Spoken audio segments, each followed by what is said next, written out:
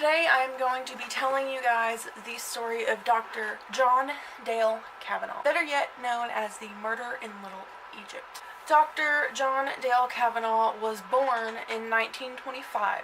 His family was lucky enough to have some money, so he didn't struggle so much in the era of the Depression, which was pretty lucky, especially in such a small area that he was living in. To his patients here in Little Egypt or in southern Illinois, Dr. John Dale Cavaness was an old school healer. He still made house calls and often would waive the payment if his patients could not afford to pay it. He was willing to spend as much time with his patients as needed because he was that dedicated to his patients. He wanted to make sure that everybody in this town, in the surrounding towns and everything, loved him and would stick by his side through anything.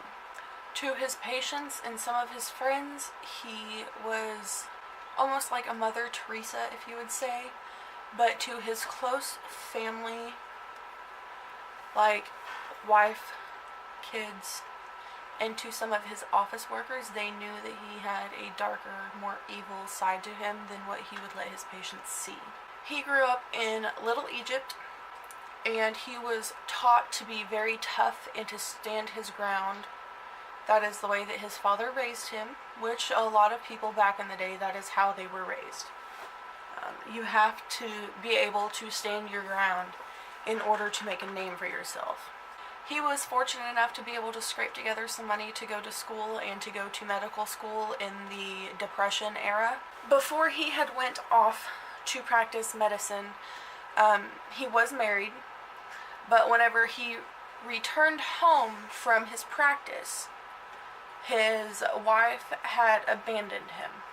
Some believe that it was because with him leaving, it gave her a chance to escape the abuse. Others believe that she just cheated and ran off. Cavaness soon married again. Keep in mind, this is his second wife. Her name was Mary Ann. Soon, Mary Ann became the target of Dr. Cavaness' frustration and anger, where he would lash out at her. He began to both physically and emotionally abuse her.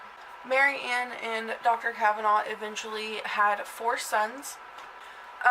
Pretty soon, Dr. Cavaness started drinking and abusing drugs pretty heavily, and Mary Ann and the children actually put up with a lot of physical and emotional abuse.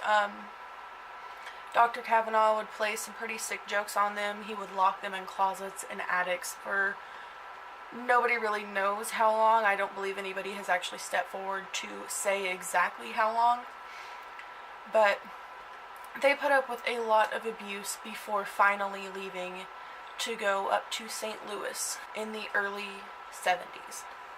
Shortly after, in 1972, Dr. Cavaness pled guilty to reckless driving. He was under the influence of alcohol.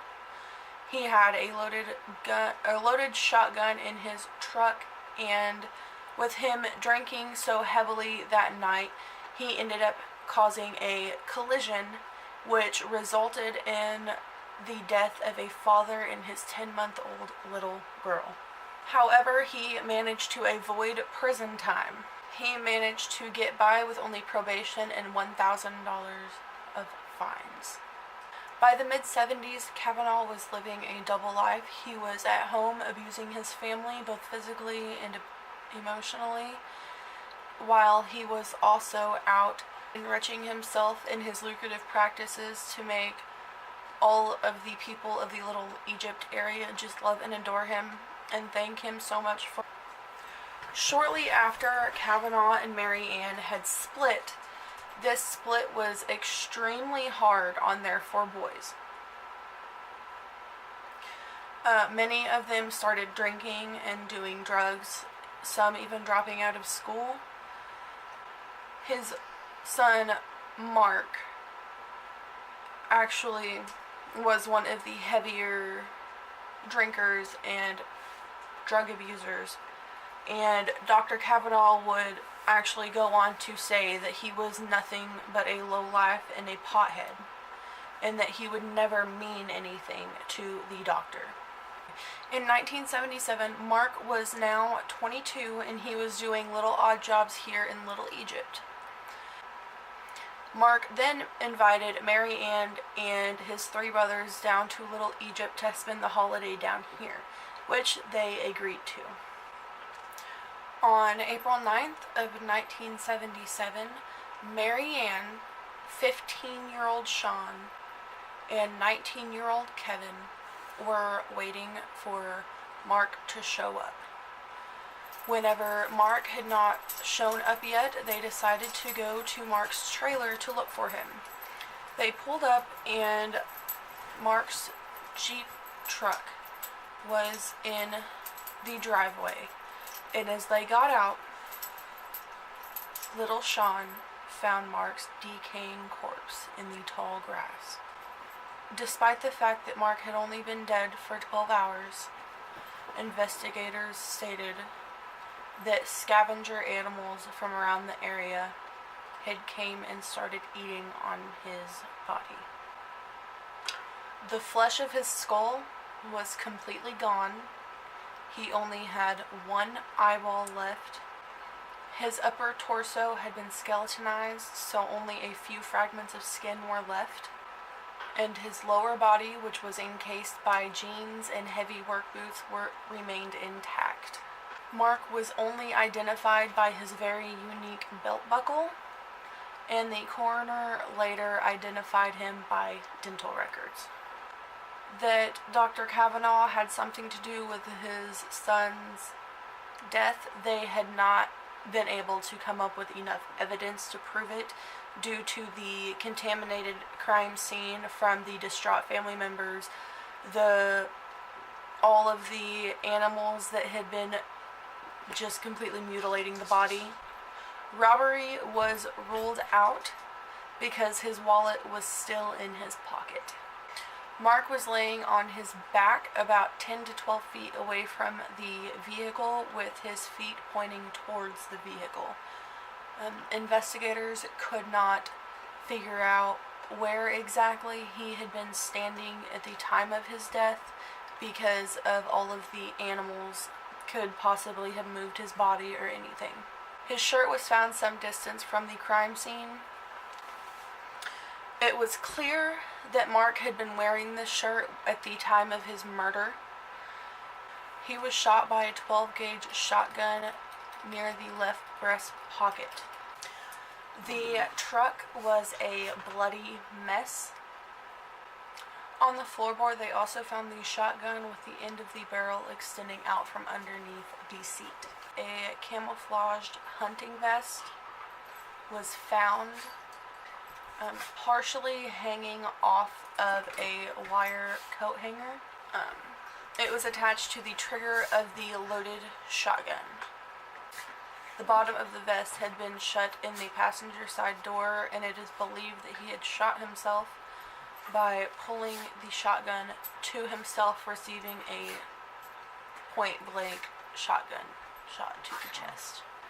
Kevin Cavaness, however, refused to believe the coroner's ruling was an accidental death, strenuously arguing that his brother would not and could not have killed himself. He then stated that his brother had so much experience with guns that he would not have grabbed a gun just by the barrel, just mindlessly yanking on it to pull it next to him or anything like that. The chief investigator strongly agreed with Kevin, stating that if in fact Mark had shot himself with the shotgun, a Browning automatic, that the shotgun shell would have remained in the case where the gun was located underneath the floor or underneath the seat of the truck. And equally as disturbing as the way that everything had happened with Mark and how everything wasn't quite adding up, investigators found that Dr. Cavaness had taken out a $40,000 life insurance policy on Mark shortly before Mark was killed. With the lack of evidence, though, the case still remained an accidental shooting. At the time Mark was discovered by his family, he was working for his father, Dr. Cavaness. Cavaness once told Marianne after a fight with his son Sean that, "I don't care if I go to jail, I'll fucking kill him." Cavaness abused alcohol and drugs, and his son Kevin would later tell the court that he witnessed Dr. Cavaness in a drug deal, where Dr. Cavaness had threatened Kevin, saying, "If you tell anyone, I will kill you." Dr. Cavanaugh's second brush with the law happened in 1980. Dr. Cavaness pled guilty to deceptive medical practice. And 4 years after his medical fraud, Dr. Cavaness had talked his two boys, Sean and Kevin, into participating in an insurance investment that would later on benefit them and Dr. Cavaness. Dr. Cavaness told the young men that he would pay the monthly cost of $1,000, which he would then later write off on his taxes to help offset his income. However, by this time, his own drug abuse and bad business deals had taken its toll. He was consistently filing tax returns that indicated he was sinking further and further into debt and owed close to $500,000. Just like his brother Mark, Sean had sought comfort through drugs and alcohol. However, unlike Mark, Sean ended up going into a 12-step program which had helped him get clean. According to family and friends, Sean constantly sought after his dad, trying to win over his love and affection. Sean had been shot twice by a .357 Magnum. His body was found lying on his back, with both arms resting parallel to his body. Police were able to identify Sean from his fingerprints due to a misdemeanor traffic stop back in 1983. There were 2 entrance wounds in the back of the head and 1 apparent exit wound right under the left eye of Sean's skull. The fact that his body was still somewhat warm was a big indication that it hadn't happened too long ago. One of the entrance wounds on the back of Sean's head had to have been shot within 1 to 2 inches from his skull. Forensic evidence later discovered that the second wound on the back of Sean's head was roughly 12 to 18 inches away where he had been shot, meaning somebody was standing over his body.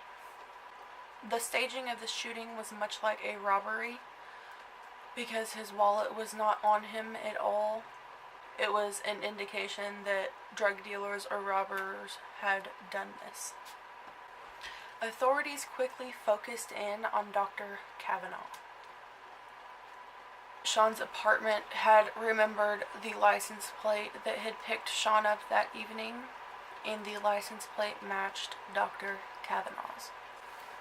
Dr. Cavaness was seen cruising around the apartment building, and a couple who lived in the apartment building had jotted down his license plate number on a plastic bag. However, whenever Sean and Dr. Cavaness were seen in a big embrace, like a big hug, the couple didn't think anything of it, and maybe Dr. Cavaness was just trying to find his son's apartment. At about 3 a.m., the couple had heard 2 very distinct footsteps leaving the apartment.